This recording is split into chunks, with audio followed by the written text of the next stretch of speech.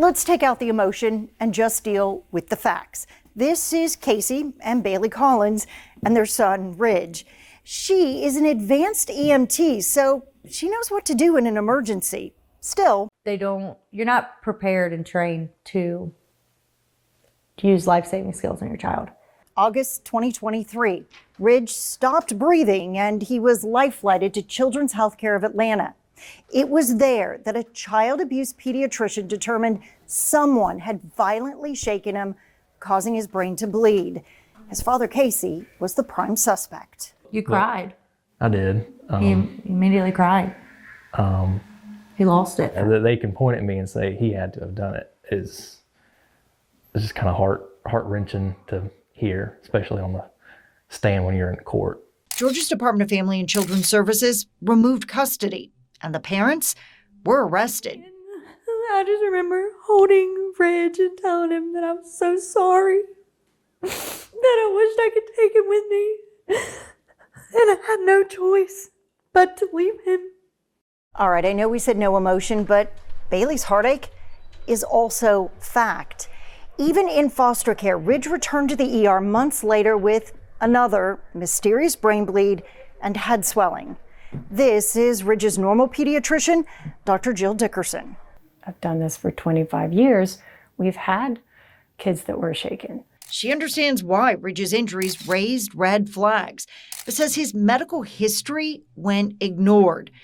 Ridge was born premature with an abnormally large head, ringed by a strange bruise. Did they ever ask to see Ridge's records from his time with you before making their decision? They never called us. Defects never called us. There wasn't a lot of listening, and there certainly wasn't a lot of compassion. And I can say that from the notes, because I read every single note. Dickerson says it was like doctors declared abuse, deemed him now safe, and then stopped running tests. It's a decision, she says, based off of a snapshot in time instead of a review of the child's entire medical history. It's almost like we had an answer that fit.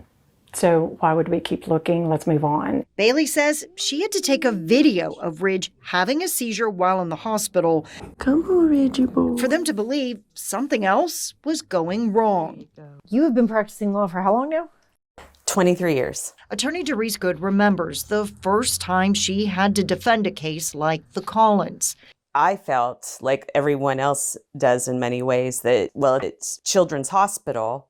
It's child abuse pediatricians. Of course they know what they're talking about. But a colleague reviewing medical reports started raising questions, and they both started digging into exactly what the science could prove. What I do think is it doesn't necessarily come down to the fact that they're wrong.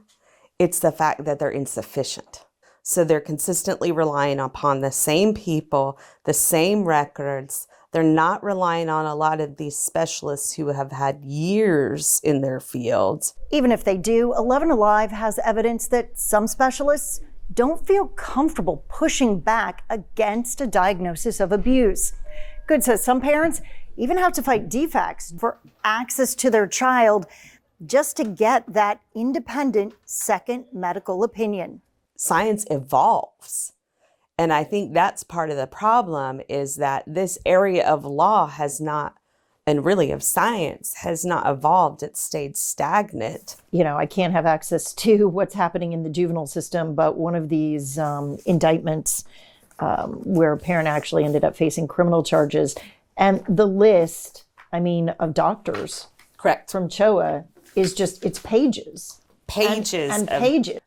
This is just huge. I could see why. Correct. If I'm looking at this list, I would think, well, how could they be wrong? Correct. So you have the power of the state. This is powerful and frightening for a lot of attorneys that take these cases, myself included, because we see these crazy lists and we see how many, every single child abuse doctor at the Children's Hospital is on this, even though only one actually did the report.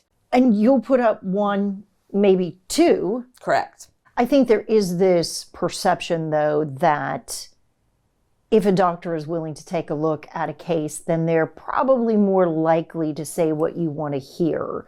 I think that's a false perception. Even if 2 or 3 doctors agree to testify a medical problem may be to blame for the child's injuries, Good says the moment a child abuse pediatrician calls it abuse, it is hard to convince child welfare and the courts otherwise. Because we can't walk away from these cases and just go, oh, if parents say they didn't do it, they didn't do it.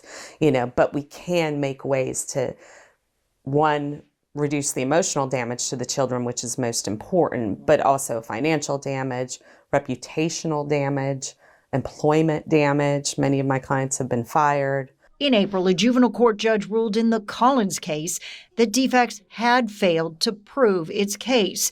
But the pending criminal charges mean Ridge still can't come home. District Attorney Herb Cranford has yet to say what he'll do. But in Georgia, he can take up to 7 years to figure it out. Their bond conditions allow them to spend time with their son, but only supervised.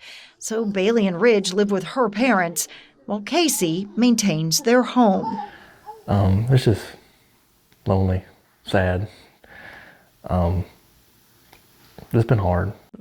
We pray every day. We tell ourselves, maybe today will be the day. Maybe today will be the day. Dr. Dickerson gets reports from all of the specialists Ridge now sees. She says none of them point to abuse in her professional opinion. No. The more data we got, it's like, that doesn't make sense. Right now, Dickerson believes Ridge has a blood disorder that keeps it from clotting the way it is supposed to, especially after being exposed to a viral infection. His immune system overshoots one way and then it overshoots the other way. She doesn't understand why the state is keeping the Collins apart.